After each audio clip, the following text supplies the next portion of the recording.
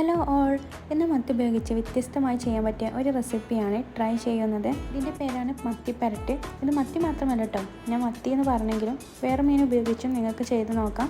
അതിനുവേണ്ടി ഞാൻ അതിൻ്റെ ഒരു പാൻ എടുത്തിട്ടുണ്ട്. അത് ചൂടാക്കാതെ അതിലേക്ക് വെളിച്ചെണ്ണയാണ് ഒഴിച്ചു കൊടുക്കുന്നത്. ഇനി ഇതിലേക്ക് ആവശ്യമായിട്ടുള്ള മസാലപ്പൊടികൾ ചേർക്കാം. അതിന് കുരുമുളക് പൊടി, പിന്നെ കാശ്മീരി ചില്ലി പൗഡറും ആവശ്യത്തിനുള്ള മഞ്ഞളും ചേർത്തിട്ടുണ്ട്. ഈ നല്ല ഫ്ലേവറിന് വേണ്ടി വെളുത്തുള്ളി ചതച്ചതും അതുപോലെ കറിവേപ്പിലയും ചേർക്കുന്നുണ്ട്.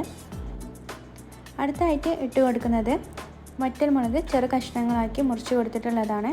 ആദ്യം കളറിന് വേണ്ടി കാശ്മീരി മുളകാണ് ചേർത്തിട്ടുള്ളത്. അതുകൊണ്ട് തന്നെ വറ്റൽമുളക് ചേർക്കുമ്പോൾ നിങ്ങളുടെ എരു കണക്കിലെടുത്തിട്ട് വേണം ചേർക്കാൻ. ഇനി ഇതിലേക്ക് ആവശ്യത്തിനുള്ള ഉപ്പും കൂടി ചേർത്തിട്ട് ഇതെല്ലാം നന്നായിട്ട് എണ്ണയിലൊന്ന് മിക്സാക്കി എടുക്കാം.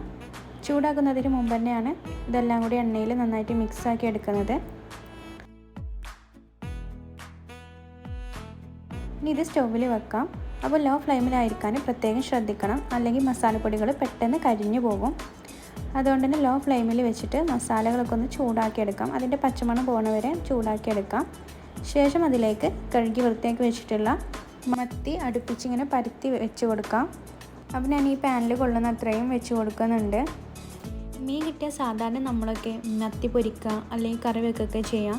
അപ്പോൾ അതിന് വ്യത്യസ്തമായിട്ട് ചെയ്യാൻ പറ്റിയിട്ടുള്ള ഒരു റെസിപ്പി കൂടിയാണ്. അപ്പോൾ നിങ്ങളെല്ലാവരും ഇതൊന്ന് ട്രൈ ചെയ്തിട്ട് അതിൻ്റെ അഭിപ്രായം കമൻറ്റായിട്ടൊന്ന് അറിയിക്കണം. ഉണ്ടാക്കാൻ ഭയങ്കര സിമ്പിളാണ്, മാത്രമല്ല നല്ല ടേസ്റ്റിയുമാണ്. അതുകൊണ്ട് തന്നെ എന്തായാലും നിങ്ങൾ മത്തി കിട്ടുകയാണെങ്കിൽ, അല്ലെങ്കിൽ മത്തി അല്ലെങ്കിൽ അയില പോലത്തെ മീനുകൾ കിട്ടുകയാണെങ്കിൽ ഇതൊന്ന് ട്രൈ ചെയ്ത് നോക്കണം.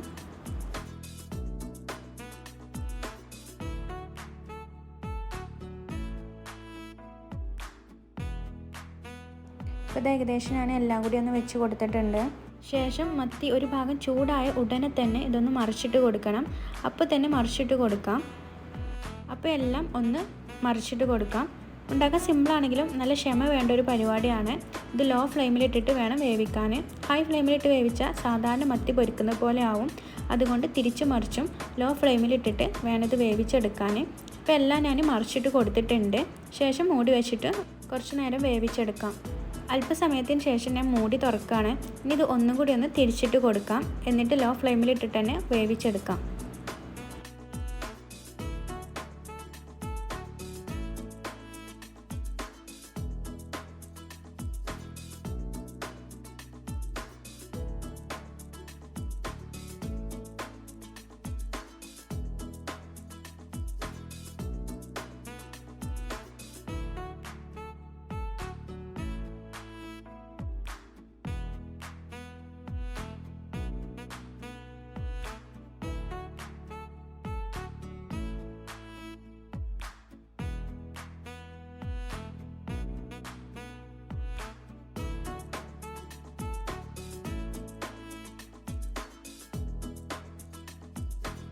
അങ്ങനെ കുറച്ച് നേരം തിരിച്ചും മറിച്ചിട്ട് വേവിച്ചതിന് ശേഷം നമ്മുടെ മത്തിപ്പരട്ട് ഇവിടെ റെഡി ആയിട്ടുണ്ട്.